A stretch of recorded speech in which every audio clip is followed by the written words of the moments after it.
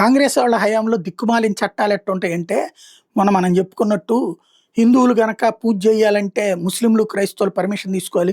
గుళ్ళో గంట కొట్టాలంటే చర్చోళ్ళ పర్మిషను, మసీదోళ్ళ పర్మిషన్ తీసుకోవాలని ఎట్లాంటి చట్టం తెచ్చారు. అంటే వాళ్ళకి అదేంటో మరి విచిత్రమైనటువంటి వ్యవహార శైలి తెలీదు.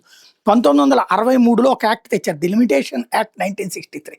దాని ప్రకారం 7 సంవత్సరాలు గనక ఒక వ్యక్తి మన ఇంట్లో అద్దెకుంటే అతన్ని ఖాళీ చేయించడం కుదరదు. 12 ఏళ్ళు అద్దెకుంటే ఆస్తి అతని సొంతం అవుతుంది.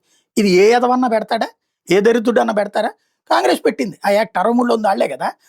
పెడితే దానివలన ఇళ్ళకి ఖాళీ చేయించేది అందుకే అనమాట. ఇప్పుడు దాని మీదన ఆ మధ్యన ఢిల్లీ హైకోర్టులో ఒక వ్యక్తి అట్లాగే నేను 18 ఏళ్ల నుంచి ఉన్నాను.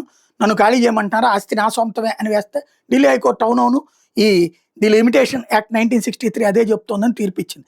దాని మీద యజమానులు సుప్రీంకోర్టుకెళ్తే సుప్రీంకోర్టు కీలక తీర్పిచ్చింది. అద్దెకున్నోళ్ళు అద్దెకే గాని వాళ్ళని బలవంతంగా ఖాళీ చేయించొద్దన్న దానికోసం తీసుకొచ్చింది కాస్త ఆస్తి హక్కే వాళ్ళకెట్టిస్తారు అసలు? ఏ ప్రాతిపదికన ఇస్తారు? ఆస్తి మీద యాజమాన హక్కు ఎన్ని సంవత్సరాలున్నా పొందడానికి వీల్లేదు. ఇది ఇప్పుడు తాజాగా సుప్రీంకోర్టు ఇచ్చిన ఆదేశం.